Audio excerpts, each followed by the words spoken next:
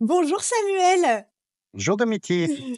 Je suis vraiment ravie que tu aies accepté cette invitation de l'AFDAF d'être le Ben oui, nouvel merci à inv toi et merci à l'AFDAF et merci à Marc d'avoir mis tout ça en route, c'est génial.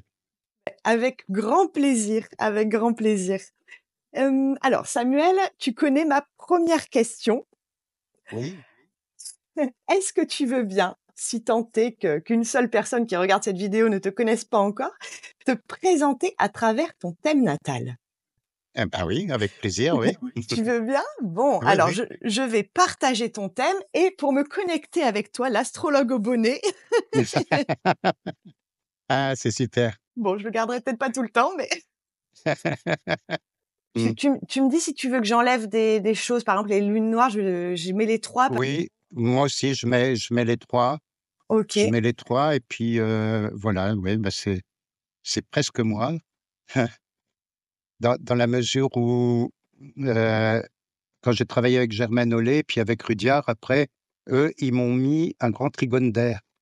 Parce que comme, Uranus, fait trigone exact au Soleil Oui. et il avait mis, Rudyard, il avait mis le trigone de Neptune au Soleil parce que pour lui, c'était des, heu il était pas dans des ordres d'aspect, réduites comme on fait d'habitude. C'est en fonction de la personne et du thème. Bien sûr, on prend les ordres d'aspect, traditionnels, si tu veux, mais après, suivant le comportement mais la vie de la personne, on se rend compte que, on appelle ça en phase d'aspect, ça joue. Donc, Germaine, elle m'avait mis, trigone, Uranus-Neptune, et Neptune, trigone Soleil. Bon, hein, D'accord. Donc mais ce qu'il faut imaginons-le comme ça. voilà, OK. c'est ce qu'elle m'avait mis. Bon, il y a le grand rectangle, ça c'est sûr. Donc, immédiatement, ce qu'on peut voir et ce que ma vie en a témoigné, c'est la maison 12, hein, puisque j'ai les 4, planètes individuelles, Soleil, Mercure, Lune, Vénus en 12. Ah et donc j'ai vraiment vécu mon enfance et mon adolescence, ben, en termes de maison douce, tu vois? Hein, c'est-à-dire maison douce, au sens traditionnel du terme d'un côté, c'est-à-dire l'enfermement, hein, l'enfermement, la tout ce que peut représenter la maison douce, la souffrance, bon, c'était lié à une image de mère qui me coinçait bien, quoi, hein. J'avais pas le droit de sortir, j'avais pas le droit sauf pour le sport. Mais autrement, voilà, maison 12. Mais d'un autre côté, et je peux rendre grâce à ma mère malgré tout maintenant, l'âge que j'ai, c'est que étant donné que j'étais enfermé dans ma maison 12, eh bien, ben, le temps que je passais plutôt que d'aller me divertir comme font la plupart des jeunes, tu vois? Eh bien, je l'ai consacré à la lecture. Donc la littérature, la poésie et c'est ça qui m'a sauvé la vie, tu vois? Entre autres, il y a eu le sport aussi, que ma mère autorisait parce qu'elle voulait un corps sain, enfin un esprit sain dans un corps sain, tu vois? Et donc voilà, donc j'ai beaucoup lu, Maison 12 et ça m'a sauvé la vie et ça m'a amené peu à peu à une quête, à une recherche intérieure, mais par ailleurs, je suis uranien, hein, tu vois? Uranus est angulaire, à la maison 4, mais en 3, et il est maître de la maison 12 d'ailleurs, hein. Ce qui fait que j'étais un rebelle.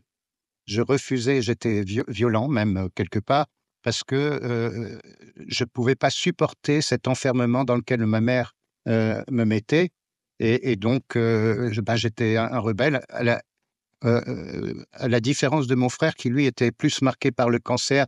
Quand je lui disais: «Mais tu te révoltes pas?» il me dit: «Moi je m'en fous». Il était cancer, donc il était dans sa vie intérieure. Lui, il me dit: «Ça me passe au-dessus». Voilà, pour montrer la différence entre dans une fratrie. Et donc, mon côté uranien fait que j'étais un rebelle et que je voulais, tout défoncer, tu vois? C'est pour ça que très tôt, à mon époque, hein, dans les années 60-70, jusqu'aux années 70, de mon adolescence, même de mon enfance, eh bien, j'étais un rebelle. Je voulais transformer le monde, le changer, tout casser, pour sortir de cet enfermement et puis je me rendais compte que le monde dans lequel on vivait n'était pas en accord avec ce que moi je sentais à l'intérieur de tu vois? C'était un monde de guerre, de compétition, hein, tu vois? Bon, le côté social des choses et voilà, donc j'ai mon côté uranien et puis il y a mon côté neptunien aussi, que Germaine, elle me disait aussi que j'étais très marqué par Neptune. Forcément, elle le considérait comme angulaire en 7, hein. Bon, même s'il y a une certaine, en ordre d'aspect, c'est un peu large, mais Berton le comptait, tu vois? Il lui donnait des points. Si tu connais la fameuse grille de Berton, hein? Que j'ai améliorée à ma faveur, enfin à ma faveur, en fonction de mon travail, quoi. Alors, évidemment, le côté neptunien, disons, se retrouve par la maison 12, puisque Neptune est le maître symbolique de la maison 12, et j'ai 2 planètes en Poisson, Mercure, Lune en Poisson, et donc il y avait tout le côté neptunien, donc j'étais et je suis toujours, mais ça se contrôle maintenant, très dans l'émotion, dans l'empathie, tu vois, mon héros que j'ai découvert, en lisant Les Misérables de Victor Hugo quand j'avais 10 ans, c'était Jean Valjean, pour ceux qui connaissent Jean Valjean. Hein, tout ce pour moi, c'était quelqu'un de maison 12 et qui s'était transcendé dans le côté positif de la maison 12. Alors, je dis toujours que, dans mon enfance et mon adolescence, par la suite, quand j'ai commencé à étudier l'astrologie, il y avait que l'astrologie traditionnelle que j'ai étudiée à fond, Hadès, Antares, et Jules Evenot, enfin, tout ce qu'il y avait sur le marché, ben, j'ai tout lu, tu vois? Avant de découvrir ma propre voie et mes propres maîtres, et je disais toujours, par exemple, en lisant Hadès, je disais: «Mais avec, cette maison 12 que j'ai, toutes ces oppositions, ces carrés, 5 planètes rétrogrades, dont Mars, maître d'ascendant rétrograde, j'ai plus qu'à me tirer une balle dans la tête, quoi, hein». Mais la littérature, la poésie, le sport m'ont aidé à garder la tête, hors de l'eau. Donc il y a le côté poisson et le côté uranien. Alors je dis toujours que, dans l'approche qui est la mienne, qui se relie à Dan Rudyard, hein, particulièrement, mais pas que, hein, ma ligne de directrice, c'est Rudyard et Germain Ollet et Vouga. Mais comme j'ai étudié à fond toutes les autres approches de l'astrologie, je les intègre malgré tout dans ma pratique, tu vois? Hein, par exemple, ce que Berton m'a appris, puisque j'ai travaillé avec Berton, toujours regarder les dominantes par signe, par maison, par triplicité, tout ça, enfin, ça donne. Donc, je dis toujours que, le soleil, c'est l'idéal du mois. Enfin, je reprends ce que mes maîtres m'ont appris et que j'ai appliqué. Donc j'avais un discours Verseau. Mon idéal, c'était Verseau, changer le monde, qu'on soit tous, frères et sœurs, qu'il y ait plus d'exploitation de l'homme, de la femme par l'homme et puis tout ça. Enfin, hein, j'étais très féministe dès le départ, tu vois? Et donc, mais quand, j'entrais en relation plus intime, notamment avec les femmes évidemment, la lune, bah, mon discours n'était plus le même parce que je devenais fusionnel au lieu alors que je réclamais l'indépendance, l'autonomie et tout ça. Donc il a fallu que je fasse tout un travail pour, que mon côté poisson, neptunien, s'accorde avec mon côté uranien, tu vois? Mes différentes sous-personnalités, et ce que je pourrais dire encore qui apparaît, c'est que Jupiter est ma planète importante en tant que planète, personnelle, on va dire, parce que les planètes transpersonnelles, c'est Neptune, Uranus ou Uranus-Neptune, et Jupiter est très important dans mon thème, d'une part parce qu'il est en Sagittaire, il est culminant en 10, en 9 plus exactement, heureusement d'ailleurs, hein, que je préfère en 9 qu'en 10, hein. Il est opposé à Uranus et sextile au Soleil, et donc ça fait heu, un aspect important, hein, et donc Jupiter est le maître de ma chaîne planétaire. Ça aussi, c'est de l'astrologie traditionnelle, donc tous les astrologues qu'on qualifie d'humanistes et tout, n'utilisent pas forcément la chaîne planétaire et les dominantes et tout ça, et avec mes élèves, je leur recommande d'avoir ces bases-là quand même, c'est très important. Donc Jupiter, il est maître, aussi du Poisson, hein, de toute façon. Hein, par 1er maître du Poisson, donc, et puis de fil en aiguille, en partant de Jupiter, on arrive, il contrôle tout, quoi, hein. Il est ma chaîne planétaire, donc je ne vais pas rentrer dans les détails, et donc Germaine Ollet, elle me disait toujours: «Avec votre Jupiter à tout casser», elle me disait. Donc voilà, il y a Jupiter, donc ça c'est, ma quête de sens, les voyages, j'ai beaucoup voyagé, aussi bien à l'intérieur qu'à l'extérieur, tu vois? Et donc, bon, bah, j'ai voyagé en Inde, aux États-Unis, un peu partout en Europe, et cetera, bon, donc Jupiter, ouais, des voyages, ma maison 9 en Sagittaire, et voilà. Donc ce que je peux dire aussi, une chose, intéressante, peut-être je la reprendrai ensuite, c'est que j'ai beaucoup de planètes rétrogrades, hein, ce qu'on appelle une dominante par rétrogradation. Donc, bon, c'est vrai que la plupart des planètes rétrogrades sont des planètes collectives, Uranus, Neptune, Pluton, mais il y a Saturne qu'on considère comme une problématique d'image pair quand il est rétrograde, ce qui était le cas puisque j'avais une mère dominante, j'avais un père défaillant.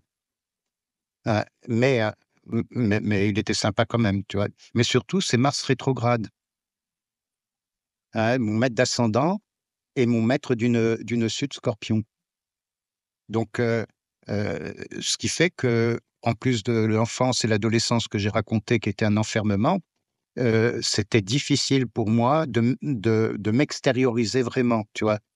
Il y a que dans le sport que je pouvais le faire, donc ça me permettait de faire, mais je me suis dit que peut-être dans d'autres vies, j'ai dû être quelqu'un de violent, et d'ailleurs au départ, j'étais violent, hein, puisqu'on ramène au début de la vie, ce qu'on a été dans les autres vies, quand on croit à ça évidemment, hein, bien qu'il y ait des gens en consultation qui viennent et qui croient pas à la réincarnation. Je dis: «C'est pas grave, hein, c'est pas grave, on n'est pas obligé d'y croire.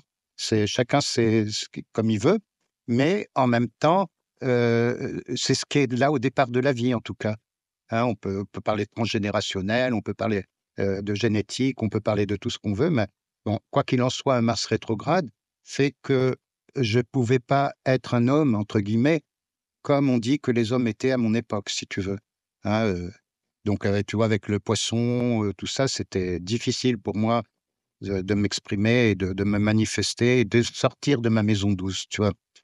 Et alors peut-être je peux en parler là maintenant parce que c'est un témoignage qui me semble important et c'est grâce à Germaine Ollet que j'ai pu découvrir. Elle m'a fait découvrir les directions secondaires, hein, donc on travaille avec les directions secondaires et mon Mars qui est à 0 de la Vierge, hein, donc j'ai un côté vierge quand même, hein, ce que dit Berton, où se trouve le maître d'ascendant, eh bien, il colore la personnalité.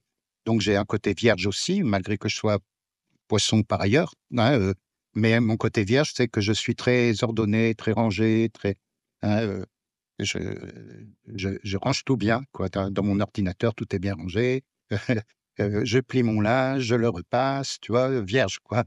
Hein, et donc mais elle m'avait fait remarquer la première fois, juste en regardant les éphémérides, quand je l'ai rencontrée, elle a pris les éphémérides, m'a demandé ma date de naissance, elle m'a sorti des trucs sans monter le thème.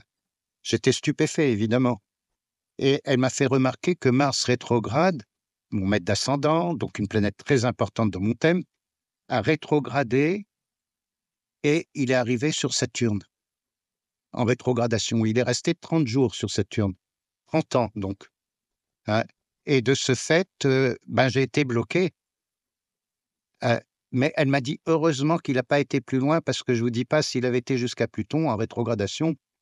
Elle dit: «C'est déjà pas mal, vous avez un sacré karma, mais comme vous êtes un vieil astrologue et que vous revenez vers moi pour que je vous remette dans le bain, hein, eh bien, voilà, on va travailler sur ce Mars rétrograde sur Saturne», et il est devenu direct 47 jours après ma naissance, à l'âge de 47 ans, et là, j'ai eu ma fille. C'est bon, ça, c'est pour dire, ça marche, quoi. Ouais, Ma fille qui a 30 ans maintenant, quoi, donc ouais, et OK. donc voilà, ce que je peux dire, bien sûr, on peut rentrer dans les détails, d'une Sud, Scorpion, conjoint à Chiron, hein, et donc et puis il y a les lunes noires évidemment en Verseau, les 3 lunes noires, hein, que j'utilisais deux lunes noires auparavant. D'abord, la première que qu'on utilisait parce qu'on n'avait que ces tables-là il y a 50 ans, hein, il y avait que les tables de la lune noire qu'on appelle corrigées. Après, il y a eu les tables de la lune noire qui sont sorties, de la lune noire moyenne. Donc j'ai travaillé beaucoup sur ces 2 lunes noires à la suite de Jean Carteret, hein, qui était un spécialiste de la lune noire, et d'un ami astrologue qui nous a quittés il y a bien longtemps maintenant, qui s'appelait Robert Changeux, qui était un disciple de Carteret, et donc avec le travail aussi de Carteret, de Changeux et de Jacqueline, Aimé, ah c'est ça, hein, qui a écrit un livre sur la lune noire, elle avait fait la distinction que Carteret faisait entre la lune noire corrigée, qu'il appelait Lilith, et la lune noire moyenne, qu'il appelait la licorne. Voilà. Et puis, par la suite, est sortie la lune noire vraie. Alors, je dis, elle n'est pas plus vraie que les autres, c'est une question de calcul, quoi. Alors, quelqu'un m'a dit, mais oui, au niveau astronomique, elle est plus vraie que les autres. Je dis, non, mais les deux autres, elles marchent, hein, de toute façon. Donc, j'ai mis, du coup, parce que je suis uranien, donc je regarde un peu tout, hein, j'ai mis la lune noire vraie et je regarde ce qu'elle fabrique dans les thèmes, tout ça. Il se trouve que la lune noire vraie conjointe exactement mon soleil, tu vois. Mais Je les, vois. ouais, ouais. Mais les deux autres aussi, finalement, hein, Bah même oui. si. Ouais. Donc, c'était difficile.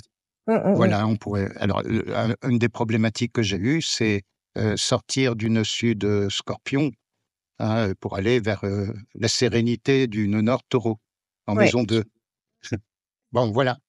Et j'ai encore une petite question par rapport au fait Oui. que, ton axe Vierge-Poisson est intercepté.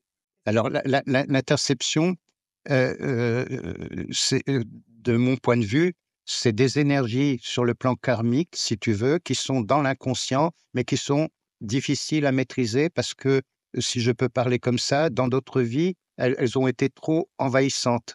Mais elles étaient positives malgré tout puisque je les retrouve dans l'interception, hein, dans l'interception avec l'axe 12-6, hein, et Vierge-Poisson. Donc je me dis: «Dieu sait ce que j'ai dû être dans une autre vie», hein, parce que, je pense que j'étais un templier ou quelque chose comme ça, tu vois? Enfin, j'ai fait des régressions dans les vies antérieures, j'ai vu des choses, comme ça, puis et donc il a fallu que dans cette vie, eh ben, j'avais un acquis spirituel et religieux déjà très je suis un mystique finalement, hein, avec, tout ça, au bout du compte et donc il a fallu que j'apprenne à, à ne plus utiliser ces connaissances-là à des fins de pouvoir personnel. D'où le fait que j'ai Saturne-Pluton en Lion en 5, tu vois? Et Mars qui est revenu en Lion, conjoint à Saturne. Bon, il est en train de se dégager maintenant, je commence à souffler, tu vois? Mais il a fallu, un certain temps. Donc on dit que, donc tout ce côté poisson, il a fallu que j'apprenne à le canaliser, à le maîtriser et c'est en passant par la planète qui ouvre la cuspide de la maison 12, c'est-à-dire Uranus, que j'ai pu sortir de là et puis faire cet alignement entre l'âme, le soleil et la personnalité, la lune, entre l'être essentiel, le soleil et l'être existentiel, la lune, tu vois? Et donc ça m'a permis de ben, voilà, c'est mon chemin de vie, quoi. Avec ses OK. hauts, ses bas, ses grandes conquêtes et ses grandes descentes en enfer quand il y avait des transits de Pluton, comme tout le monde, quoi. OK. Bon, bah, merci beaucoup Samuel pour cette, plongée dans ton thème, dans ta montre Voilà, cosmique comme, tu l'appelles. ouais, ouais. C'est la feuille de route, je l'appelle, la feuille de route de l'incarnation. La feuille de route, oui. Mmh. Hop. OK. Comment tu présenterais l'astrologie que tu pratiques? C'est quoi Alors, l'astrologie humaniste et transpersonnelle? alors, il faut bien mettre une étiquette et c'est vrai que je suis dans ce courant-là, principalement, hein, dans la mesure où c'est quand, j'ai découvert d'abord Charles Vouga et Germaine Hollet qui m'ont permis de sortir de l'astrologie très traditionnelle qu'il y avait à mon époque, mais je pressentais qu'il y avait une autre astrologie parce que moi je suis avant tout l'astrologie, disons que c'est un outil, c'est pas une fin en soi. C'est pas une technique qu'il faut apprendre et puis, tu vois? C'est un outil du chemin de vie, pour aller de des sous-personnalités qui ne sont pas intégrées. Alors là, on travaille avec Jung, tu vois? L'intégration de la personnalité, tout ça et pour aller vers la réalisation de soi, du soi tel que l'entendent, bon, dans ma lignée à moi, les maîtres du yoga, dans les Yoga Sutras de Patanjali, ou Arnaud Desjardins aussi, qui a été très important pour moi. Donc pour moi, c'est la quête spirituelle qui est primordiale. Je dis toujours: «Je pourrais arrêter de faire de l'astrologie, mais la quête du soi, la quête de l'alignement et d'atteindre cet état de Bouddha, si on peut dire, c'est ma finalité. Alors, je suis loin d'y arriver, évidemment, hein, j'ai fait quelques progrès. Des fois, je régresse, tu vois? Mais c'est ça le but, si tu veux. Donc, l'astrologie que je propose, Et quand une personne vient en consultation ou quand j'en parle dans les séminaires et tout ça, c'est, comment on peut évoluer, grandir, se transformer, passer, de cet état, on peut dire, conditionné au départ par notre karma, par notre famille, par notre pays, tout ce que tu veux, hein, puisqu'on est conditionné, on est formaté au départ. C'est ce qu'on appelle le plan socio-culturel. Et ensuite, passer au plan individuel, trouver sa vraie vocation intérieure, tu vois? Et puis, passer au transpersonnel, on peut faire les 2, c'est-à-dire la dimension cosmique, c'est-à-dire se relier à la dimension divine de notre être, quoi. Et c'est un chemin de vie qui prend du temps. Alors je vois effectivement, bon, moi je suis dans le côté traditionnel de mes enseignements spirituels, que ce soit donc dans l'hindouisme où je suis entré, si on peut dire, mais je suis aussi bouddhiste, je suis aussi juif, je suis aussi chrétien, parce que c'est des enseignements qui me parlent. Ce sont des enseignements qui me parlent. Je suis soufi également. Donc, mais c'est la quête de l'être essentiel et non pas simplement être bien dans ses pompes et tout ça, tu vois? Et donc finalement, l'astrologie humaniste, c'est, avec la psychologie humaniste, c'est l'intégration de la personnalité, hein, mais l'astrologie transpersonnelle, Rudyard a écrit un petit livre qui n'est pas traduit en français, qui s'appelle «De l'astrologie humaniste à l'astrologie transpersonnelle». C'est mettre nos énergies au service du grand tout et c'est là qu'on rejoint, tout ce qui est la psychologie transpersonnelle, notamment mes maîtres dans ce domaine, Abraham Maslow, Carl Rogers, et d'autres encore, quoi. Eric Fromm, ceux qui me viennent à l'esprit là, ponctuellement. Mais mes maîtres, c'est avant tout, c'est Yogananda, qui a écrit l'autobiographie d'un yogi, c'est Ramana Maharshi, c'est Sri Aurobindo. Ça, c'est vraiment ma voie. Mais tout le monde n'est pas là-dessus, mais ça me sert de support parce que pour moi, le but de la vie, c'est la réalisation de la libération, disent les hindous, tel que c'est enseigné dans les Yoga Sutras de Patanjali et tout ça. Donc, l'astrologie est le support, la voie qui permet, si on veut bien, d'aller dans cette dynamique-là. C'est pour ça que je reprends aussi en consultation les 4 plans de Rudyard, mais qu'on retrouve dans les chakras et tout ça. Mais Rudyard les a mis de telle manière à ce que ça soit compréhensible de tout le monde. Le plan socio-culturel, dans lequel on est tous au départ, conditionnés par notre société, par la famille et tout ça, l'école et tout, hein, et le karma, hein. Et puis après, le plan individuel, travail d'individuation, sortir de ces conditionnements dans ce qu'ils ont de nocif et qui nous empêchent d'être nous-mêmes pour aller vers une réalisation plus personnelle. Et puis ensuite, ou dans le même temps aussi, le plan individuel et donc plan transpersonnel. Donc on peut interpréter un thème. Bon, il y a les 4 plans biologiques, socioculturels, individuels, transpersonnels. Et pour chaque plan, il y a une forme d'approche de l'astrologie. Alors pour le biologique, c'est l'astrologie médicale, entre autres, tu vois. Pour le socioculturel, c'est l'astrologie dite traditionnelle, qui est une astrologie déterministe et tout. Bon, ça a évolué hein, depuis le temps, mais bien que j'utilise toutes les techniques de l'astrologie traditionnelle, que j'ai apprises avec Jacques Berton notamment, et par moi-même, avec André Barbeau, tout ça, hein, eh bien, je les ai intégrés, je les utilise, c'est la base, mais je les interprète à un autre niveau, quelque part.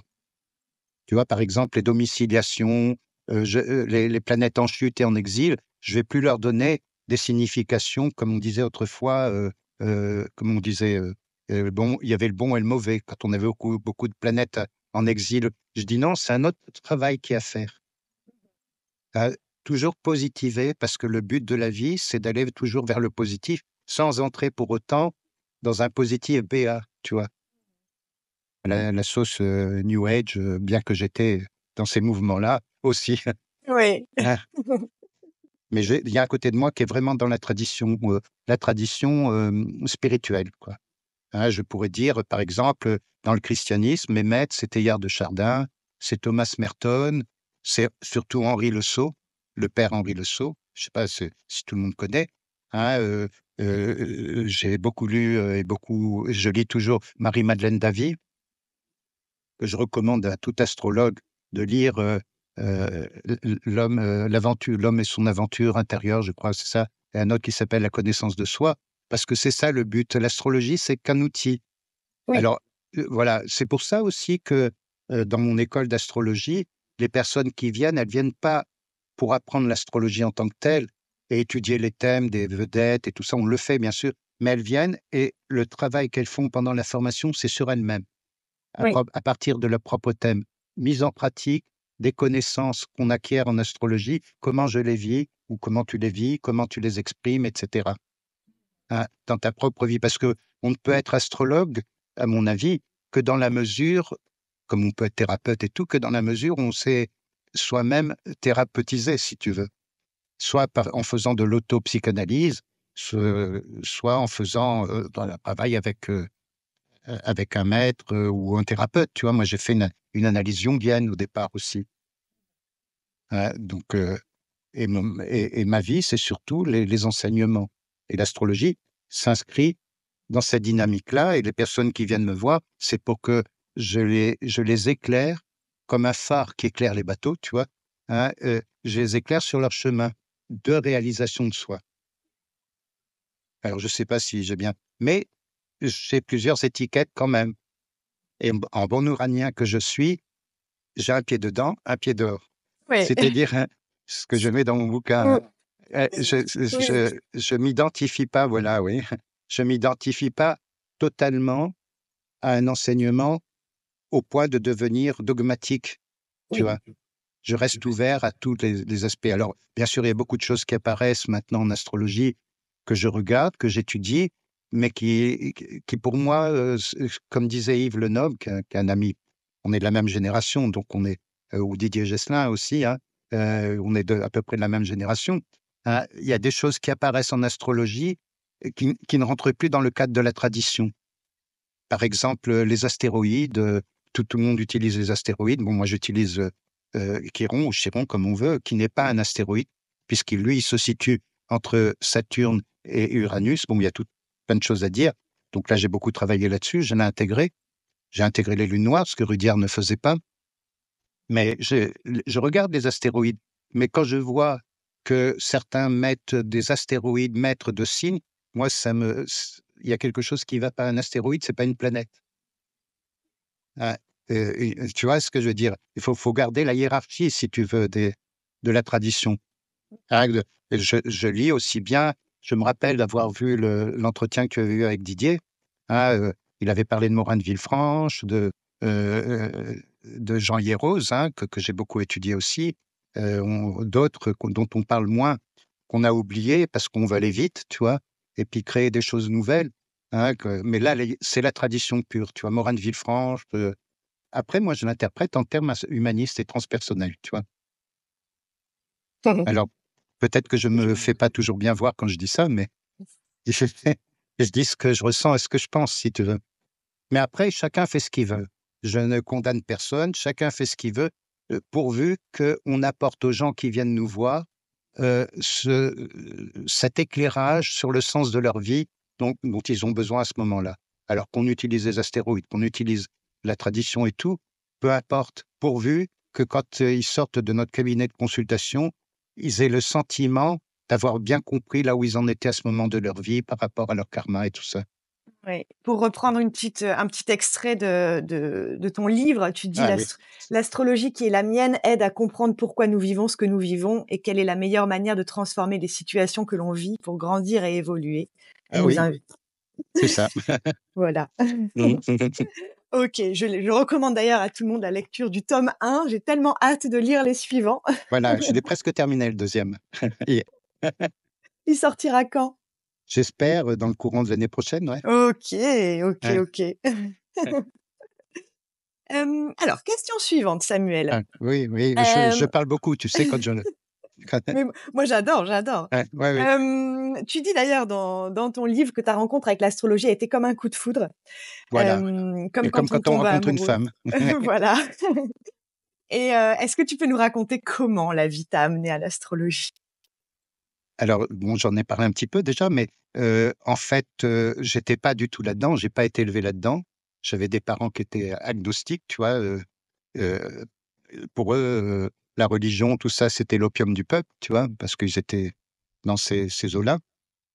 Et j'ai été élevé là-dedans, mais de ce point de vue-là, j'étais assez d'accord avec eux, hein, mais au fond de moi, la société dans laquelle nous étions ne correspondait pas à ce que je portais en moi. D'où la littérature, la poésie, les écrivains, les artistes, tout ça. Je me sentais proche, de la plupart d'entre eux, hein. Bon, mon maître, c'est Victor Hugo, hein, bon, mais il y en a d'autres, hein, et bah, au fil du temps, les surréalistes ont été importants pour moi, donc c'était un premier pied avec les surréalistes dans la poésie, qui touchait à une certaine forme de synchronicité. Eux, ils appelaient ça le hasard objectif, tu vois? Hein, donc j'étais beaucoup dans les surréalistes et tout ça, mais j'étais pas satisfait ben, de ma condition, j'étais malheureux. J'ai fait des études importantes d'ailleurs, à la fois pour, faire plaisir à mes parents, mais parce que je savais pas quoi faire d'autre. Donc, j'ai fait des belles études, comme on dit. J'ai fait Sciences Po, j'ai fait droit, j'ai fait l'Institut français de presse, j'ai fait de la sociologie, de la psychologie, parce que j'aime étudier Jupiter en 9, tu vois, notamment, hein, et en Sagittaire. Jamais étudié, donc de ce point de vue-là, ça me posait pas problème. Ce qui me posait problème, c'est je voulais pas rentrer dans un système. Le système capitaliste, tu vois, avec toutes ces valeurs qui ne me correspondaient pas parce que pour moi, elles étaient, contraires à la vérité d'être des hommes et des hommes, quand je dis des hommes et des femmes, bien sûr, hein, des êtres humains, hein. Bah, bon, j'étais très malheureux, donc je repoussais la limite de mes études pour ne pas savoir, pour ne pas entrer dans le système, quoi, quelque part. Alors je faisais des petits boulots à droite, à gauche, tout ça. Et puis, c'est un écrivain qui m'a mis le pied à l'étrier, qui s'appelle Henri Miller.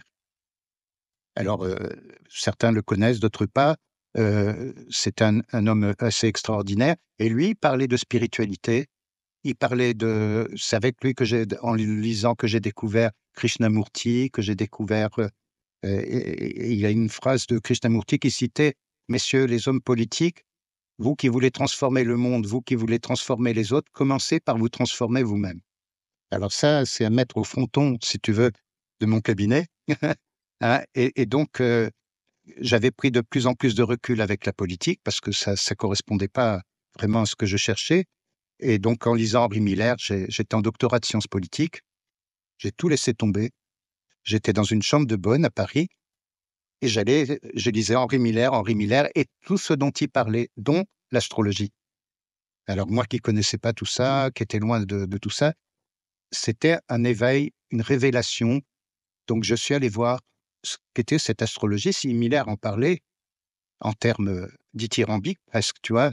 Et il y croyait. Il avait fait faire son thème quand il était à Paris par une astrologue qui s'appelait Jacqueline Langmann et qui a écrit, un livre qui a été mon premier manuel d'astrologie, qui s'appelle Henri Miller et son destin, et où elle étudiait le thème d'Henri Miller, hein, d'une manière très traditionnelle au demeurant, mais Henri, avait mis, des annotations dans le livre. Ah, il disait: «Voilà, c'est vrai», tout ça.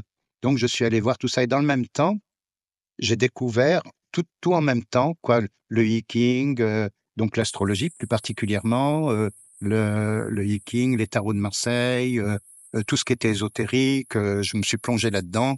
J'allais à la Société théosophique voir ce qu'ils pouvaient me proposer. Ça m'intéressait, mais c'était pas encore ça, tu vois?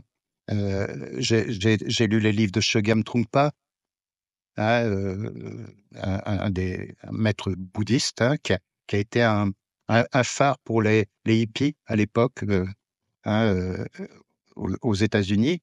Donc c'est un maître tibétain. J'ai lu les essais sur le bouddhisme zen de Suzuki, hein, et puis tout ça fait que Jung, évidemment, aussi, parallèlement, et tout ça, c'était ça qui me nourrissait et dont l'astrologie était le support. Donc j'ai étudié, c'était la c'était ma quand j'ai découvert l'astrologie et que j'ai eu le premier livre d'astrologie entre les mains, c'était comme tout le monde d'ailleurs, j'ai vu que tout le monde en parle, c'était Barbeau, le traité pratique d'astrologie. Et donc j'ai commencé tout en faisant mes petits boulots à droite à gauche, et ben je prenais, tout mon temps pour étudier l'astrologie et avec tous les livres, qu'il y avait, j'allais régulièrement aux éditions traditionnelles qui n'existent plus. Et puis voilà, ben, je suis rentré, comme disait Berton, je suis rentré en astrologie comme on entre en religion, hein, et donc j'ai passé 5 ans à étudier tout seul, Adam, les livres, tous ces livres-là, Barbeau, Hadès, j'ai tout lu Hadès, bien qu'il me mettait hors de moi. C'est un excellent technicien. J'ai beaucoup appris au niveau de la technique, mais au niveau de l'interprétation, je dirais que c'est quelqu'un de vraiment réactionnaire, quoi. Hein, et donc, d'ailleurs, pour lui, la psychanalyse, c'était l'œuvre du diable. Il a écrit un livre là-dessus en disant la psychanalyse, œuvre du diable. Hein, et donc, bon, c'est un scorpion. Hein, il a été dans les agents secrets, je crois, avant d'être astrologue, tout ça. Donc, au niveau de la technique, j'ai beaucoup appris avec Hadès. Mais parfois, je me mettais dans des colères, tu vois, parce que je ne pouvais pas supporter l'interprétation déterministe et négative qu'il donnait. C'est d'ailleurs lui, quand je lisais ce qu'il disait sur la Maison 12, je disais: «J'ai plus qu'à me flinguer, quoi». Hein, tu vois?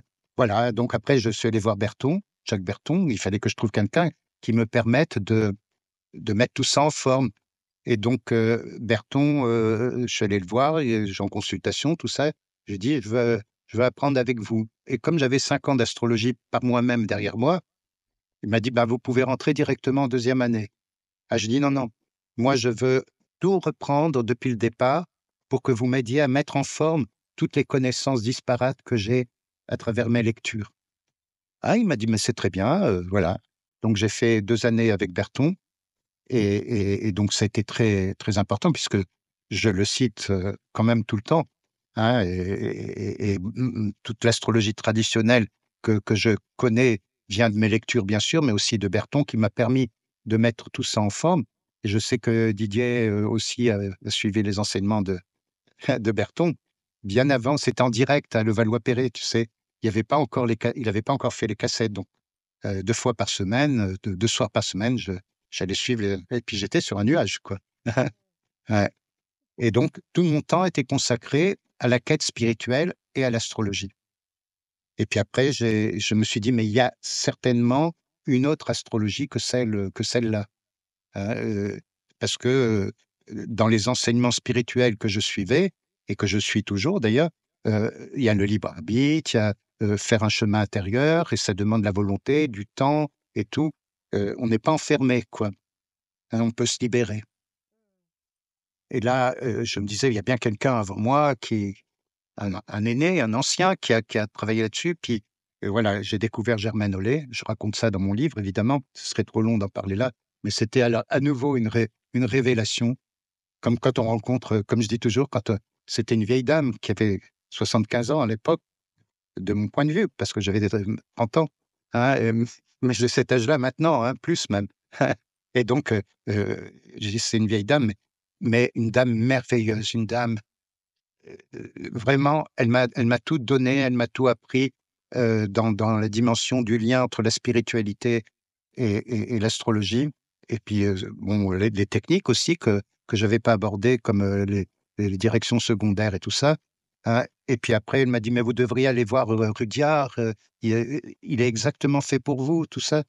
Heu, je dis: «Oui, mais Rudyard, c'est un vieux monsieur, il a 85 ans à l'époque». Elle me dit: «C'est votre maître, il faut que vous alliez le voir, hein, faut profiter qu'il est encore là pour aller le voir». Alors elle avait un ou 2 livres en anglais parce que Rudyard n'était pas traduit à l'époque. Elle avait un ou 2 livres en anglais qui étaient annotés par Vouga d'ailleurs, et elle me dit, ben, bon, elle m'a fait lire les livres en anglais, je m'y suis mis, tout ça, et puis, j'ai dit: «Non, ouais, c'est ça, il faut que j'aille voir». Et à l'époque, tous les étés, avec Germaine, elle donnait des séminaires à Varengeville, hein, en Normandie, près de Dieppe, tu vois? Et donc, tous les étés, je descendais un peu avant parce que j'étais son assistant à ce moment-là, avant Fanchon, tu vois? Hein, parce qu'après je suis passé chez Rudyard et Fanchon a pris la relève derrière moi, hein, et donc, je descendais un peu avant que le séminaire, d'été commence, et 15 jours. Après, il y avait plein de gens qui venaient de partout, et je restais encore un peu après, pour être près d'elle, tout ça, qu'elle m'enseignait, personnellement, tu vois? Et je me suis rendu compte que Dieppe, je pouvais aller en Angleterre. J'avais une adresse de librairie ésotérique à Londres, à Camden. J'ai dit à Germaine: «Je vais aller à Londres. Je vais prendre le ferry à Dieppe, jusqu'à New Haven, et puis je prendrai le train jusqu'à Londres». Ouais. Alors, je suis parti de Varengeville. Elle m'a prêté sa vieille R8, tu vois, de Renault. je suis allé à Dieppe, j'ai pris le bateau et je me suis rappelé à ce moment-là, je le raconte aussi d'ailleurs, que Henri Miller, donc qui m'a mis là-dedans au départ, il avait fait ce même chemin Dieppe-Nouaven, hein, et d'ailleurs il y a une nouvelle qu'il a écrite qui s'appelle, Dieppe, via Dieppe ou Nouaven, je me rappelle plus, mais enfin, il raconte alors quand j'étais dans le ferry, je pensais à lui, je dis: «Tiens, c'est marrant que je fasse le même chemin qu'il a fait à ce moment-là». Mais lui, il a été refoulé, il a été obligé de rentrer en France. Moi, j'ai pu aller jusqu'à Londres et je suis revenu avec des sacs pleins des livres de Rudyard et je m'y suis mis et là, je lisais ça comme du petit lait, tu vois? Hein, en anglais, tu vois? C'est comme ça aussi que je suis devenu, plus performant en anglais. Enfin, en Ouais. tout cas, dans la lecture, tu vois? Et donc, là, Germaine m'a dit: «Mais écrivez-lui, envoyez-lui». J'ai hésité parce que j'ai dit: «Je vais pas l'emmerder quand même, Alors, je lui ai envoyé une carte pour le Noël de 79, je crois que c'était. Et il m'a répondu et on a commencé une correspondance. Il m'a à moitié en français, à moitié en anglais, donc j'ai toutes les lettres encore, je vais les éditer, je pense, à un moment donné, tous les échanges qu'on a eus, hein. Et puis il m'a dit: «Ben, heu» moi je lui ai dit: «Je voudrais que vos livres soient publiés en français». Je dis: «C'est tellement génial et tout». Et puis, donc, il m'a dit: «Ben, vous avez carte blanche», on se voyait au début. Vous avez carte blanche». Alors j'ai démarché les éditeurs, tout ça, et notamment la librairie de Médicis qui m'a dit, mais heu, toujours par Germaine, m'a dit, Annick, elle s'appelait Annick, qui avait repris la librairie de Médicis, c'est ceux qui ont édité Leaking, tu sais? Et puis elle me dit: «Quel livre tu me conseilles d'éditer en premier. Alors je lui ai donné 5 titres à éditer, puis elle voulait que je traduise, elle me dit: «Lequel tu veux traduire en premier. Je dis: «Ah bon, tu veux que je traduise?» Ah, j'étais tout content et tout. Et puis, heu, bon, finalement ça s'est pas fait, je raconte ça dans mon bouquin. Et donc du coup, je suis reparti en Inde à ce moment-là, de dépit, des Indes, je suis allé aux États-Unis, hein, voir Rudyard parce que une histoire de visa, tout ça, que j'ai pu obtenir en Inde et que j'ai pas eu en France, Oui. hein. Alors, pour la J'ai petite a histoire, oui, j'ai hein, adoré l'histoire de Saturne sur le voilà, descendant et ouais, et ouais. Jupiter après. J'avais Saturne sur le descendant quand je suis allé faire ma demande de visa pour les États-Unis, Oui. à, l'ambassade à Paris. Et puis même pas regardé mon dossier, tout ça, il y avait une lettre de Rudyard qui certifiait que je venais, que j'avais un répondant, quoi, aux États-Unis. Et m'ont pas regardé. La bonne femme saturnienne, tu vois, la tête de la saturnienne pincée, saturnienne compulsive, tu vois? Me dit: «Ouais, vous êtes une famille», parce que j'étais avec ma première femme et notre fils. Et puis elle dit: «Ouais, vous êtes une famille qui voulait émigrer aux États-Unis». Bah, du coup, on est parti en Inde, on est retourné en Inde parce qu'on y avait été une première fois, 6 mois, et on est parti en Inde. Et puis un jour, en passant à Delhi, j'ai dit à ma femme, j'ai dit: «Écoute, heu, je vais aller à l'ambassade des États-Unis, j'ai Jupiter sur le descendant maintenant». C'était la fameuse conjonction Saturne-Jupiter, tu sais, de 81, l'année où Mitterrand a été élu. Et j'ai dit: «Là, j'ai Jupiter, ça devrait marcher ce coup-ci, hein?» J'y suis allé, ils m'ont donné un visa, c'était extraordinaire. Je dis: «Tu vois, ça marche l'astrologie». Bouga, il disait: «Ça colle». Oui. Bah, ça colle, ça a bien Ouais, collé. ça colle, voilà. Donc voilà. Et puis donc après, ben, je suis allé aux États-Unis et ben, je suis resté un certain temps auprès de Rudyard et où il m'enseignait, enfin, à sa manière, on discutait beaucoup. On échangeait beaucoup sur la vie, le sens de la vie, sur, l'astrologie, bien sûr, mais c'est surtout avec sa femme, sa dernière femme, Leïla, qui était née la même année que moi d'ailleurs, hein, qui était devenue une amie, que j'ai fait beaucoup d'astrologie. Et puis aux États-Unis, à l'époque, il y avait pas encore internet. Donc j'ai découvert plein de livres en anglais dans les librairies ésotériques à San Francisco notamment et tout ça, qu'on trouvait pas en France, qui n'étaient pas encore traduits, comme, Arroyo, qui n'était pas traduit, comme, qui c'est que j'ai découvert? Enfin des gens comme ça, quoi. Et quand je suis rentré en France, ils commençaient à être traduits et certains astrologues se réclamaient déjà d'eux, hein. Voilà, donc, je dis toujours Germaine Hollet, c'est ma mère spirituelle dans le domaine de l'astrologie, et Rudyard, c'est mon père spirituel. Donc j'ai la figure parentale, quoi. C'est des beaux parents. Oui, oui, c'est des Sacrés beaux-parents, parents. ouais. Et je suis, quelqu'un de très respectueux, si tu veux. Même quand j'étais jeune, j'étais respectueux de mes anciens, et donc j'étais très, très, ouais, très, très dans la filiation, si tu veux, dans le respect, tout ça. Et ils m'ont beaucoup, beaucoup apporté. Ils m'apportent toujours d'ailleurs. Mmh. OK. En tout cas, oui, tu racontes, ça, très bien dans Ouais, ce livre. C'est ouais. vraiment, j'ai adoré Bah, je et te remercie. Je pensais pas que ça plairait, tu vois? Autant parce que j'ai plein de commentaires, me disent: «Mais c'est génial ce que tu as écrit», tout ça. Et moi, je j'ai pas pensé à faire ça. Au départ, tout le monde me disait: «Mais comment tu es devenu astrologue? Raconte». oui, Parce que j'en parle beaucoup dans mes séminaires et tout. Je dis: «Voilà, dans mon thème, à tel moment, j'ai eu tel oui, aspect. Voilà comment je l'ai vécu. À vous de dire maintenant comment vous vivez tout ça», hein, pour inciter les autres à s'exprimer sur leur vie intime parfois, hein, et leur propre thème. Et donc je disais: «Bon, heu, voilà». Et donc beaucoup de mes élèves, j'aime pas les appeler des élèves parce que c'est des frères et sœurs qui viennent, on est dans le même bateau, hein, je suis un être humain comme eux, on traverse les mêmes, chacun dans nos histoires, les mêmes problématiques de vie, tout ça. Moi, j'ai l'astrologie, la spiritualité, qui me permet de faire ce chemin, mais je veux le partager avec mes frères et sœurs qui viennent. Donc je dis pas que les personnes qui viennent en consultation sont mes clients, je dis pas du tout ça. J'aime pas ce mot-là, c'est commercial, tu vois? Ou les gens qui viennent à mes formations d'astrologie, à mes séminaires, c'est des frères, c'est des sœurs, tu vois? Hein, et je raconte tout ça. Alors après, je me suis dit: «Tiens», ma fille m'a souvent posé la question, elle me dit: «Mais avec tous les diplômes que tu as, comment tu as fait pour devenir astrologue et tout?» Heu, j'ai dit: «Tiens, bah, je vais raconter l'histoire à ma fille et à travers ma fille à, ben, à tous ceux qui sont intéressés de savoir». Il y a des gens qui me disent, maintenant qu'ils le lisent, ils me disent: Ça m'aide beaucoup moi-même dans mon propre chemin».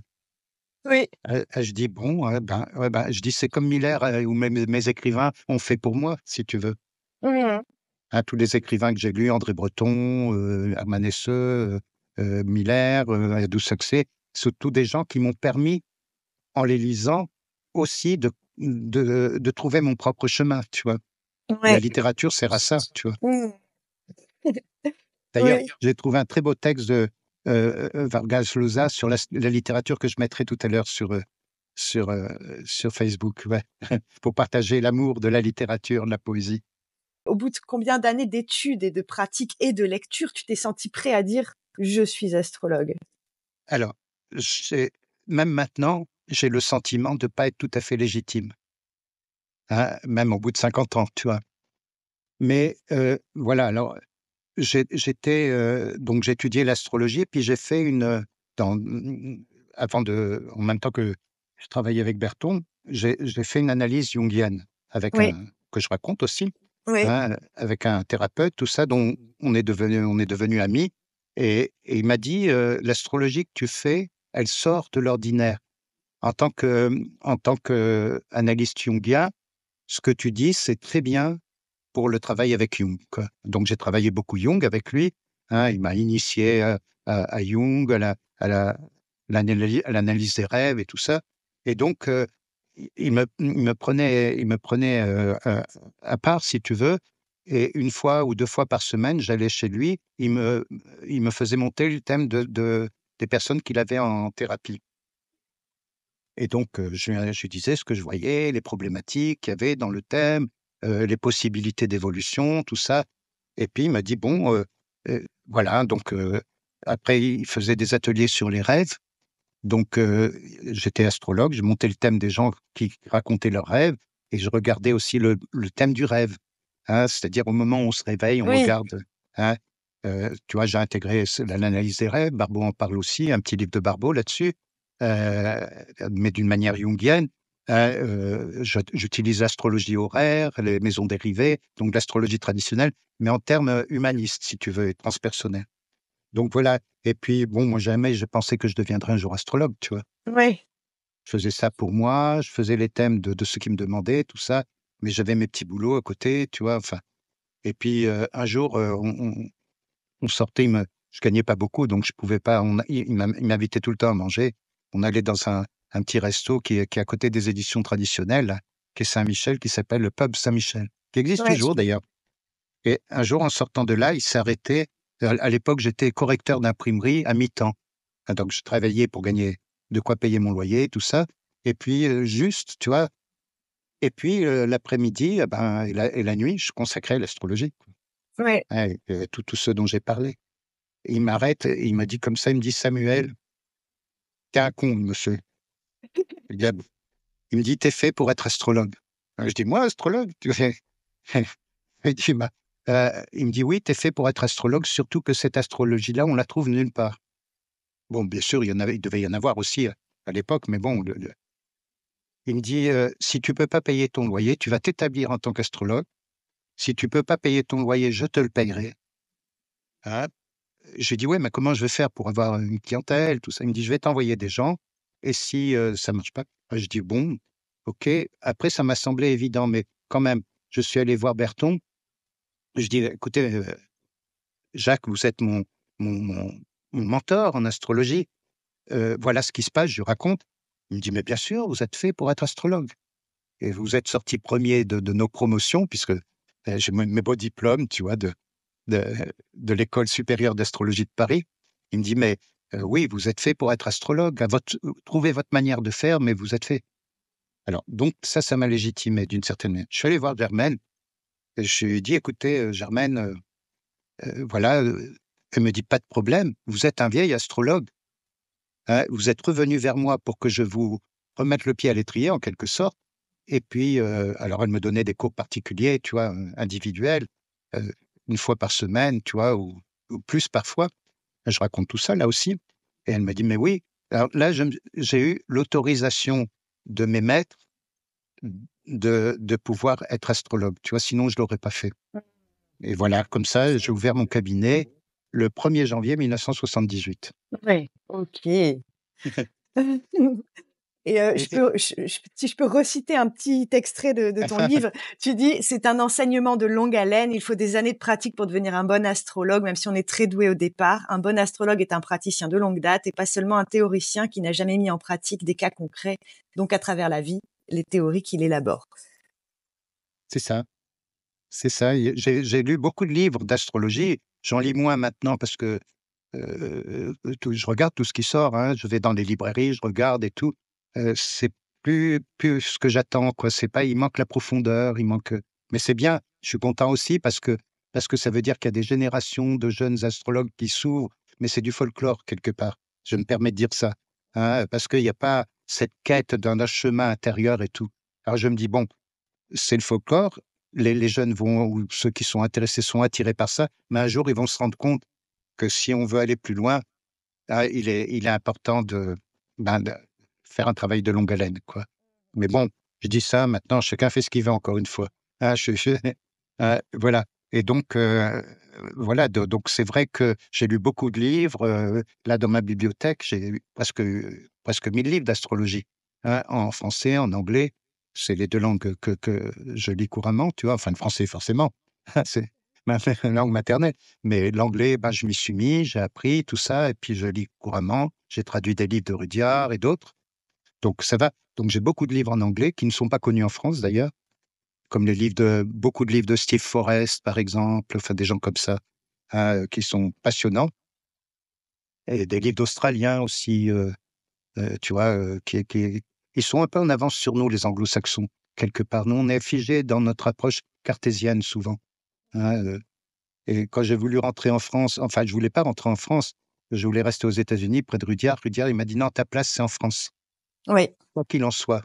Mmh. Hein, oui, mais je dis: «Ouais, mais c'est du boulot en France, hein, vu l'astrologie qui se pratique». Il m'a dit: Ta place, c'est en France». Donc lui, il m'a donné, comme on dit ça, l'imprimature quelque part, l'autorisation. Moi, j'ai besoin de ça, j'ai besoin de que Jupiter, tu vois? Jupiter, c'est le gourou, hein, en sanskrit, Jupiter, ça se dit gourou. Celui qui dissipe les ténèbres, celui qui conduit des ténèbres à la lumière. Donc un prof de piano, c'est un gourou.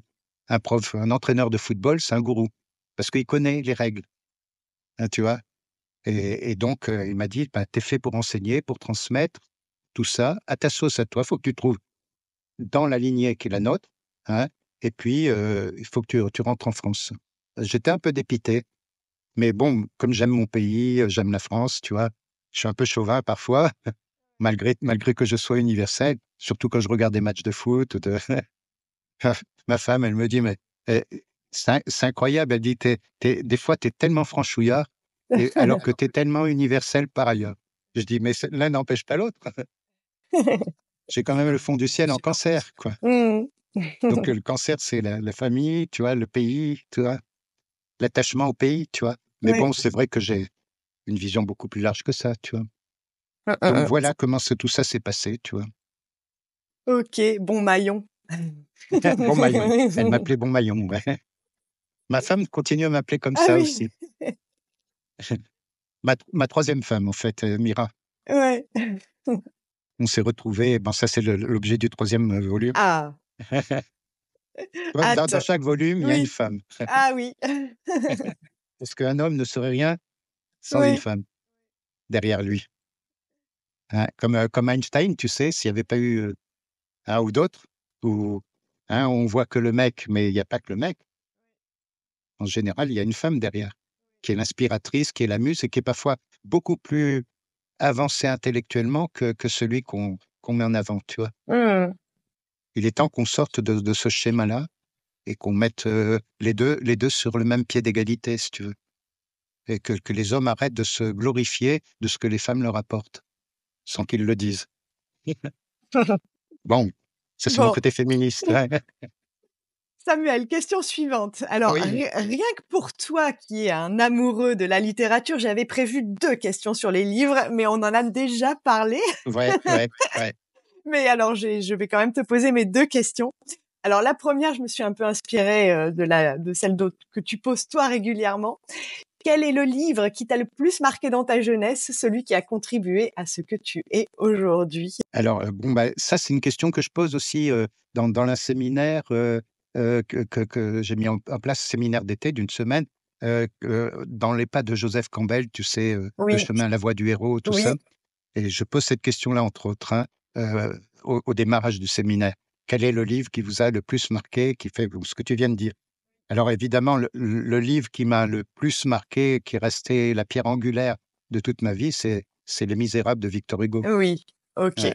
Donc ça, Après, tu en as déjà parlé effectivement, j'en ai déjà un peu parlé, ouais. avant. OK. Ouais, ouais. Et moi je t'avais aussi entendu raconter, je sais plus où, dans une conférence que, tu régulièrement à la fin de tes consultations, tu remettais des petites ordonnances de Oui, livres à lire. voilà, c'est ce que j'appelle la bibliothérapie. Ah oui, la bibliothérapie. Ouais, J'avais trouvé ça ouais, sympa. ouais. Alors, deuxième question, sur les livres.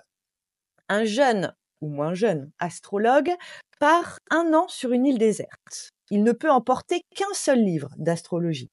Lequel tu lui recommandes de prendre dans son sac à C'est dos? difficile.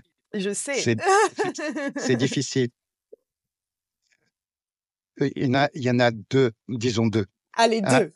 allez, un, de Germaine Hollet Oui, qui s'appelle, c'est parce que celui-là, il a été tellement important pour moi, mais il y en a d'autres de Germaine Hollet. Celui-ci, Astrologie, karma et clairvoyance, parce que ça m'a ouvert. C'est un tout petit livre, mais quand je l'ai lu, c'était à l'époque, c'était et puis un livre de Rudyard qui est L'astrologie de la personnalité. oui, OK. Mmh. Mais il y en aurait tellement, Bah oui, oui, oui, et oui, oui. il faudrait plusieurs valises. Mais toi, quand tu es parti en Inde, tu n'en avais pris que 2 au départ. Tu avais pris le Zodiaque, clé de l'ontologie appliquée à la psychologie de Oui, c'est Marcel vrai. Sénard et Ouais. l'énigme des heures planétaires. Ah oui, c'est vrai. Et ouais, J'avais pris ces 2-là parce que l'astrologie horaire me passionne, oui. et les heures planétaires, tout ça, j'adore, tu vois? C'est Bon, bah, en tout cas, Samuel, félicitations parce que tu as fait très court sur ces questions-là, sur les livres, alors que je m'attendais à ce que tu, ah ben, j'aurais pu, tu vois? mais J'aurais bravo. pu. Bravo et pour tous ceux qui ont envie de découvrir plein d'autres livres que tu recommandes, il y en a Voilà, plein, en plein, fait, je les plein. recommande. J'ai voulu faire passer aussi, bon, mon amour de la littérature, bien sûr, et tout ça, et de l'art en général, mais j'ai voulu faire passer que tous les livres qui pouvaient être importants pour, que chacun puisse aller voir, se nourrir, et trouver Mmh sa mh. propre voie, quoi. Oui, OK. Bon, j'avance un peu dans les questions, Samuel, parce que c'est vraiment un plaisir de discuter avec toi, mais Ah je oui, vois oui, l'heure bah, qui je suis tourne. désolé, hein, parce que moi, je suis Ah non, mais une fois que je suis enclen ne sois une pas fois que je suis désolé. sorti de ma maison 12, tu sais? Ne sois pas désolé, c'est un plaisir, mais alors, grande question, comment tu vas t'en sortir avec cette question. Par quel fil tu commences à tirer un thème? Alors par quel fil? Il y a pas de fil. Bon, j'ai un module dans ma formation en 4e année qui s'appelle, méthodologie de l'interprétation, tu vois? Et donc, méthodologie de l'interprétation où je donne, une manière d'entrer dans un thème quand on ne sait pas comment y entrer. Bon, ça, c'est très traditionnel. On regarde le soleil, on regarde la lune, on regarde l'ascendant, le maître d'ascendant, on regarde, les dominantes planétaires par élément, donc élémental, et on regarde, dominante en maison, enfin tout ça, hein, donc très traditionnel ça au départ. Après l'interprétation, c'est autre chose, hein. Ça c'est donc je regarde comme ça. Mais en réalité, chaque consultation est différente. Chaque personne est différente. Donc il faut s'adapter à à la personne qui vient et ne pas vouloir lui plaquer, des outils tout faits comme certains peuvent faire, si tu veux, comme moi-même, j'ai fait au départ, tu vois? Parce que alors je regarde la chose suivante, quand, bon maintenant je prends une demi-heure avant la consultation, parfois un peu plus. Là, je me concentre, je médite devant le thème, tout ça, avant que la personne arrive, hein, ou par Zoom, enfin peu importe. Et donc, je, je regarde le thème, je regarde tout ça, je me laisse imprégner du thème, tu vois. Là, mon côté neptunien, il rentre en empathie avec le thème, avec la vibration du thème.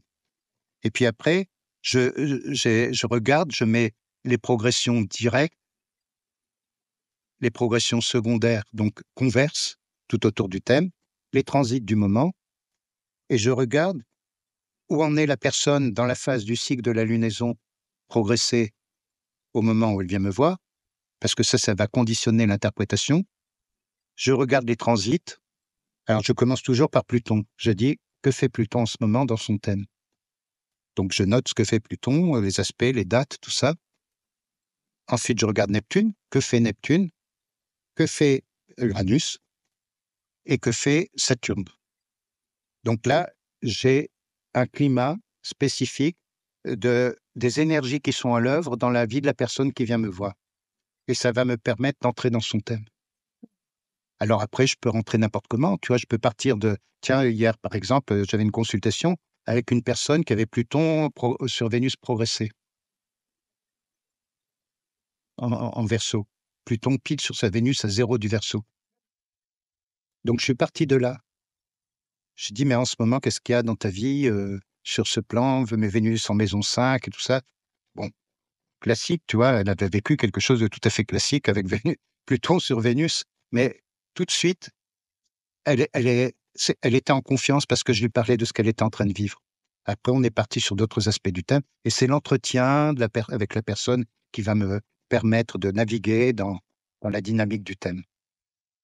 Donc, il n'y a pas de technique particulière, sauf quand je ne sais pas comment m'y prendre, alors je reprends la base traditionnelle. Ah oui. Ça arrive, ça arrive. Ouais, Alors là, je dis voilà le soleil, que représente le soleil, que représente la lune, la ouais. dominante, la dominante planétaire, tout ça, et je décris les différentes sous-personnalités, puisqu'on est en fait, on n'est pas un, on n'est Oui. pas un. Arnaud Desjardins, suite de Swami Prajnapada, il disait on n'est pas un sans second, c'est-à-dire on n'est pas unifié. Ça, c'est la spiritualité qui nous permet de nous unifier. Donc, on est fait de différentes sous-personnalités qui parfois s'entrechoquent et se tirent dans les pattes entre elles, tu vois. Donc, je décris tout ça et puis comment, dans cette période où la personne se trouve, comment elle peut aller vers une réunification d'elle-même, quoi, à travers les situations qu'elle est en train de vivre. Alors, je sais pas si j'ai répondu à la question, Ah mais si, si, complètement. ouais, Question suivante, tu es prêt? je suis prêt. OK. Alors, si tu avais en ta possession un carton d'invitation magique qui te permette de recevoir chez toi, le temps d'une soirée, n'importe quel astrologue, qu'il soit décédé ou vivant ou vivante, à qui l'enverrais-tu? Bon, les astrologues, j'ai plein d'amis astrologues, donc Fabrice, par exemple, que j'aime beaucoup, Alain Didier que je connais, à distance, mais que j'aime beaucoup aussi, Yves qui est un ami proche, donc je les vois plus ou moins régulièrement. Donc non, ce que je voudrais, si ça pouvait se faire, c'est retourner passer du temps, d'une part avec Germaine Hollet et me nourrir encore de sa présence et d'autre part avec Rudia.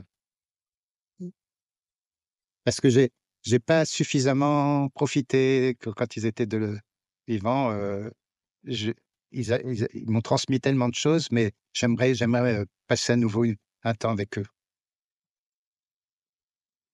OK, je me doutais un petit peu de cette réponse. Ah oui, parce que les vivants, je les connais tous, quoi. Bah oui, Donc je suis oui, content de les rencontrer dans les congrès, les colloques, tout ça, ouais. ça me fait plaisir,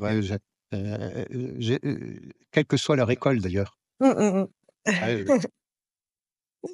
OK. D'ailleurs, en parlant de congrès, le 12 octobre prochain aura lieu à Paris le congrès annuel de la ouais, SDAF. Ça se rapproche et tu nous fais l'honneur de venir de Dordogne pour ta voilà, conférence ouais. Uranus, Neptune, Pluton, les ambassadeurs de la galaxie. Est-ce que tu peux, nous en toucher un mot? Alors, ce que je voudrais, éclairer, si tu veux, c'est, comment ces 3 planètes en conjugaison, si on peut dire, travaillent sur, notre propre thème, si tu veux, hein. Donc, on a Uranus dans un signe et une maison, bon ça, c'est les aspects de génération, hein. Uranus dans une maison, on a, Neptune dans une autre maison et Pluton. Donc, comment ça joue dans notre vie, dans notre thème individuel, puisque ce sont des planètes, de transformation transpersonnelle, finalement. Donc avant de vouloir changer le monde, commençons par nous changer nous-mêmes. Comment nous pouvons nous changer? Hein? Donc si on part des différents niveaux de conscience, il y a si on a Uranus, Neptune, Pluton, mais qu'on est dans le domaine socioculturel, ces énergies, elles sont là en nous. Elles se manifestent d'une manière inconsciente en nous à travers nos comportements, nos attitudes. Par exemple, un Uranien, qui est bien dans le socioculturel et tout, on peut le qualifier d'excentrique, par exemple, hein, ou de bizarre, enfin. Et pourtant, il est dans le domaine socioculturel. Il va essayer de se démarquer des autres, tout en restant dans le système, en étant original, tu vois? Par exemple, Lagerfeld, par exemple, des gens comme ça, tu vois? Qui développent un look particulier, hein, pour qu'il soit différent, quoi. Après, dans le plan individuel, c'est là où l'Uranien va vouloir être différent, mais non pas pour, paraître différent des autres au plan, heu, social, si tu veux, mais parce qu'il veut se trouver dans ce qu'il est vraiment, tu vois?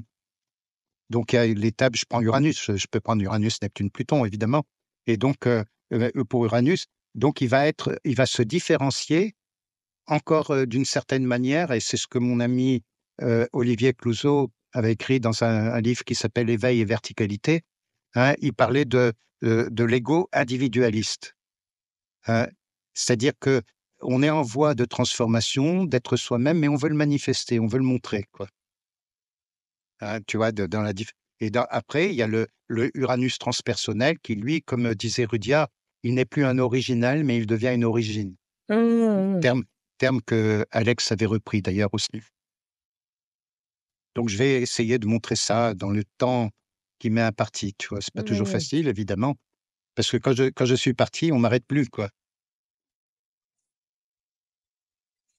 Beh oui, mais j'ai hâte d'y être. Ah oui. OK. Merci Samuel. Alors, est-ce que Samuel, tu pourrais laisser ici une question à l'astrologue que je vais interviewer après toi? Alors la question que je poserai, j'ai réfléchi évidemment, c'est difficile, mais je demanderai à l'astrologue, qui viendrait après moi, que ce soit un homme ou une femme, hein, je dirais, heu: «En quoi l'astrologie t'a permis de transformer ta vie?» Hein, au-delà des connaissances techniques que tu peux avoir. Voilà, tout simplement. Eh ben, elle sera posée. D'accord, Merci Samuel. Est-ce que maintenant tu es prêt à écouter la question que l'astrologue que j'ai précédemment interviewé avant toi t'a laissée? d'accord, on va voir, ouais. Tu sais que c'est Fabrice Pasco. Oui, je sais que c'était Fabrice Pasco, mais bon, je vais découvrir. Tu Qui l'as est un pas vu? qui est Oui. Non, non, qui est un ami, proche, tu vois? Par bien des points de vue. On n'est apparemment pas sur la même phase, mais même approche, mais c'est pareil, on est très reliés, quoi. Ah oui, je reconnais, là, je suis allé là Comment je dans pourrais la l'antre de formuler? Parce que je Fabrice. vois bien le contexte, mais Bon, alors c'est parti. oui, lui poser la question suivante, puisqu'on se connaît, je vais le tutoyer, hein. Penses-tu que pour les générations futures des astrologues, il faudra en passer par une réforme, ou tout au moins une refonte progressive de la symbolique planétaire? C'est-à-dire, pour qu'on comprenne bien ma question, par exemple, la planète Saturne, qui est une planète qui est très importante, hein, puisqu'elle marque le cap après, qui est la planète du temps, de la rigueur, de la structure. Aujourd'hui, on vit un mauvais Saturne. Et le rapport au temps qu'a l'homme d'aujourd'hui du 21e siècle n'a plus rien à voir avec l'homme du 18e et du 19e. On a un rapport au temps qui a complètement changé. On est dans l'époque du toujours plus vite et du toujours plus plus. Donc, le Saturne de l'impatience et le Saturne de l'avidité. Donc, et on voit bien dans les consultations, hein, chez les jeunes générations, regardez les jeunes astrologues qui apprennent l'astrologie, ils veulent en passer directement par Uranus sans en passer par Saturne. Quel apprentissage long, fastidieux. Donc, je pense qu'il faudra petit à petit, et puis avec les cellules homoparentales aussi, quel est le père, la mère, l'archétype soleil-lune. Donc, je pense qu'on devra en passer par certainement une refonte au fil du temps de la symbolique. Donc, voilà la question. Est-ce qu'il est d'accord avec moi qu'il faudra, pour certainement les astrologues, les jeunes astrologues, ils vont avoir un travail très passionnant, mais revoir l'évolution, comment les gens vont intégrer les valeurs symboliques planétaires. Voilà. Merci pour cette question, Fabrice, très Donc une intéressante. révolution anthropologique planétaire. Si je peux employer cette formulation-là. Hein, ouais. Voilà. OK. Bon, oui, Voilà. oui, comment répondre à cette question? Heu, pour moi, la base traditionnelle est éternelle. Hein, c'est-à-dire que Saturne sera toujours Saturne, qu'il représentera, mais après il y a les différents plans d'interprétation, ce que Rudyard a fait d'ailleurs, hein, d'apporter une autre approche de l'astrologie et des planètes, notamment à partir de Jung, quoi. Hein, mais je pense qu'il y a quelque chose qui est bien sûr, il va falloir reformuler. Rudyard a reformulé. Mais il y a de toute façon, il y a quelque chose qui est intangible, si tu veux, dans la tradition. Qu'on peut pas, dont on ne peut pas faire l'impasse. Saturne sera toujours Saturne. Après, comment on l'utilise, ça va être une autre manière. C'est là qu'il faudra s'adapter à l'époque dans laquelle on est, effectivement.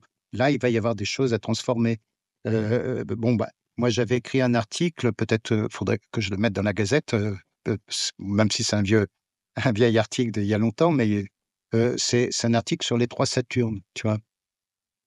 Il y a Saturne au niveau socio-culturel, c'est les premiers 29 ans, le premier cycle de Saturne, le Saturne individuel et le Saturne transpersonnel. Donc la structure est toujours là, mais autant dans le collectif et dans la conscience de masse, comme dit Alice Bailey, c'est un Saturne conformiste, si tu veux, hein, qui nous met, c'est le surmoi, si tu veux, hein. Autant sur le plan individuel, c'est déjà un Saturne plus personnel, mais qui demande quand même discipline, rigueur et une certaine forme d'alignement, si tu veux. Mais il est plus souple, hein. Et dans le transpersonnel, c'est ce que j'appelle le Saturne transpersonnel, si tu veux. Eh bien, là, c'est un Saturne, il y a toujours la discipline, la rigueur, comme dans tous les enseignements spirituels, hein. Dans le yoga, tu peux pas faire du yoga sans discipline, sans rigueur, ne serait-ce que déjà dans un alignement intérieur. Après, la forme que ça peut prendre à l'extérieur, ça, peut-être qu'il faut le redécouvrir. Et il y a une chose qui m'est apparue très importante, effectivement, et là, Fabrice a raison, c'est que les archétypes père-mère ne sont plus les mêmes. Tu vois? Heu, là, j'ai parfois, on dit, habituellement, Rudyard dit, la maison 4, c'est la maison du père chez un homme et la maison de la mère chez une femme. Et inversement, la maison 10, c'est la maison de la mère chez un homme et la maison du père chez une femme. Mais c'est plus tout à fait vrai. Ça dépend de la personne qui a été, la plus importante dans notre vie, dans notre enfance, dans notre adolescence. De même, Euh, Moi, je l'ai vu avec ma mère, qui était une saturnienne, hein, pur jus, tu vois. Je raconte aussi Capricorne, non, Taureau, 5 planètes en Taureau, ascendant Capricorne, la Lune en Capricorne à l'ascendant, et puis opposée à Saturne en Cancer, angulaire également, mais sur la 7. Donc, elle était très, très rigoureuse, très stricte, peut-être trop, justement, même pour sa propre vie. D'ailleurs, je raconte ça dans le 2e tome, hein, parce qu'elle n'a pas voulu déroger à son éducation, à tout ce qu'elle avait appris. Elle dit, par exemple, elle aurait dû se séparer de mon père très vite, quoi, quelque part. Mais elle est restée 50 ans. Pourquoi? Parce que chez nous, ça se fait pas, elle disait. Hein, chez nous, ça se fait pas, Saturne, tu vois. Et donc, il y a une sorte d'enfermement et elle a été très malheureuse toute sa vie. Mais du coup, Saturne prend une autre importance aussi dans mon propre thème, tu vois, puisque j'ai une mère. Et donc, c'est pour ça que j'ai un Saturne rétrograde opposé au Soleil, qui montre une absence d'image de père, comme on dit d'habitude, tu vois. Donc, il y a tout ça à reformuler. Tout ça à reformuler. Ça, c'est d'accord, parce qu'on est dans une autre époque. Il parlait des familles monoparentales, même des familles que je vois aussi maintenant, que je ne voyais pas il y a 20 ans ou 30 ans, des familles, comment on dit, le mot je n'aime pas, euh, homosexuelles, tu vois, quand il y a 2 femmes, 2 hommes qui élèvent des enfants, quoi. Qui va jouer le rôle du père, qui va jouer le rôle de la mère, tu vois, etc. Donc tout ça est à reformuler. Moi, j'ai beaucoup de personnes qui viennent en consultation de toutes sortes, si tu veux. Et je ne porte aucun jugement de valeur ni rien du tout. D'ailleurs, l'astrologue n'a pas à porter de jugement de valeur, il a juste à éclairer. Mais là, c'est vrai qu'il y a quelque chose à reformuler, tu vois. Donc, mais pour moi, la tradition est intangible, Mhm. Raison. mais elle ne doit pas rester figée. Oui. Elle ne Ok. doit pas devenir dogmatique. Tout Voilà à ce fait. que je peux dire. Ok. Mais ben, merci beaucoup pour cette réponse à Fabrice. Voilà. OK. Bon et puis, ben cette question, signe la fin de cette Très bien. astro-rencontre. C'était, un plaisir, Et Samuel, de passer réciproquement, oui. ce temps, avec toi. Pour ceux qui ont envie de te retrouver, qui ne sont jamais allés sur ton site, c'est, gian-gutenberg.com et puis, au cas où on n'en aurait pas encore assez parlé, ton livre que Merci, l'on peut merci. commander aussi sur ton site, il me semble, ou Je l'ai pas mis sur mon site, c'est sur le site de mon épouse, tu sais, Mira, oui, d'accord. Oui, oui, OK, qui est une artiste peintre. On a créé beaucoup d'oracles ensemble, et d'accord. qu'on on conjugue nos 2 œuvres en même temps. Moi, c'est plutôt côté écriture, et tout ça, et elle fait les peintures. Tu vois, il y en a une là derrière, oui. Ouais. Oui et puis Mmh. c'est Et celle-là, oui. oui, OK, Ouais. OK. Donc voilà et puis le 12 octobre, on te retrouve le Le 12 12 octobre, octobre avec au co plaisir, je pourrais te voir en vrai. ah oui, avec grand plaisir. OK. Bon, allez, bonne journée, Samuel. Bonne journée, et à tout le monde, bonne journée.